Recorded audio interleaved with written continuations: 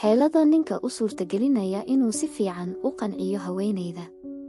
Ragga badan waxay ka walaacsan yihiin sidii ay gogosha ugu qancin lahaayeen xaasaskooda.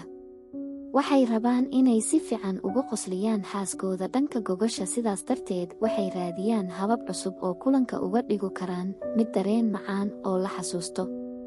Haddaba tallaabooyinka halkan ku xusan ayaa kaa dhigaya nin ku fiican kulanka gogosha oo si wacan u qanciya ooridiisa.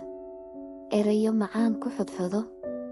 Erayadu waxay abuuri karaan dareemada, sidaas awgeed waxaad u baahan tahay inaad ka fikirto wixii aad ku dhihi lahayd xaaskaaga. Ku xodxodoto sida hadallo macmacaan, sida inaad u sheegto siday ugu qurxoon tahay dharka ay xiran tahay, ama inaad u sheegto qaybta kugu soo jiidashada badan jirkeeda, ama inaad cunto karinteeda ammaanto. U sheeg sida aad ugu waalan tahay jacaylkeeda, aadna u jeceshahay markasta inaad laabtaada geliso. Samee jimicsi si aad u wanaajiso caafimaadkaaga galmada. Waxaa jira noocyo badan jimicsiga ka mid ah oo kordhin kara rabitaankaaga galmada. Waxay kaa dhigayaan qof jir ahaan dhisan, waxayna kor u qaadayaa caafimaadkaaga galmo iyo hamaadada.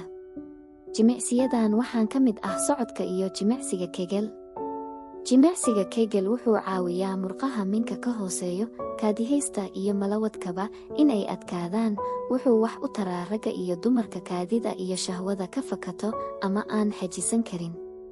Jimicsiga Kegel waxaa lagu daaweeyaa biyo baxa degdega ah. Ku dadaal nadaafadda. Cadayso nin afkiisa uraayo cidna ma rabto, sidoo kale qubayso, islamarkaana si carfi. Isqurxinta iyo iscarfinta waxay wanaajinayaan niyaadada iyo kalsoonidaada, xaaskana way soo jiidanayaan. Dumarku aad bay u jecel yihiin udgoonka. Nadaafadda galmadu waxay hoos u dhigaysaa halista xanuunno badan. Waa inaad ku dadaadaashaa nadaafadaada maalin kasta si aadan halis ugu noqon infekshannada. Samee horudhac. Galmo aan horudhac lahayn waa sida casho aysan la socon, wax la iskaga dejiyo. Horudhacu wuxuu jirka iyo maskaxdaba u diyaariyaa galmo. Dumarka horudhaca ayaa uga muhiimsan galmada. Waxay u baahan yihiin in la shumiyo meel kasta, gaar ahaan cambarka, hab la siiyo oo la salaaxo si loo soo daayo dheecaanada subkiya farjiga, taas muhiim u ah galmo raaxo leh. Dumarku caadiyan waxay u baahan yihiin waqti ka badan kan raggu ay u baahan si dareenkooda u kaco. Weydii waxyaabaha ay jeceshay. Galmada ma ahan wax hal dhinac ah ama hal qof keliya uu samaynayo, waa in labada qof ay ku wada raaxaystaan kuna wada qancaan. Sidaas darteed waad inaad ogaatid waxyaabaha ay jeceshahay xaaskaaga iyo qaababka ay ka hesho in loogu raaxeeyo. Xasuusnow kana digtoonow in aad kala garato raaxada ay iyadu rabto iyo raaxadii ay ka soo heli jirtay qof ay hore u soo martay. U hadiye dharka hoosta laga xirto. Ka cajabi xaaskaaga oo iyadoo aan ogeyn u soo iibi dharka hoosta laga xirto, weliba midabka ugu jeceshahay, kadibna hadiyad uga dhig xilliga galmada.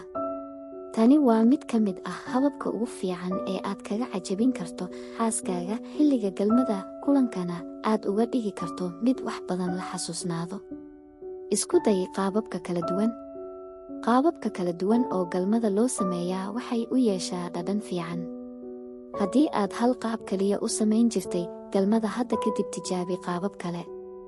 Waxaa jira qaabab badan oo kordhiya raaxada galmada. Ku dadaal in qaababka aad u samaynayso ay ku faraxsan tahay xaaskaaga. Sidoo kale isku day in mararka qaar aad galmada ku samaysaan meelo ka baxsan qolka jiifka, munaasab ah sida qolka fadhiga haddii aad keligiin tihiin. Dheeree galmada. Si aad uga hortagto biyo baxa degdega ah, marka aad dareento in biyaha ay kaa imaan rabaan, jooji galmada, kadibna dib u bilow.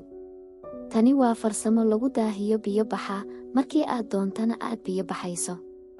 Tani waxay kaa dhigaysaa nin ku fiican kulanka gogosha, xaaskaaguna way kugu jeclaanaysaa.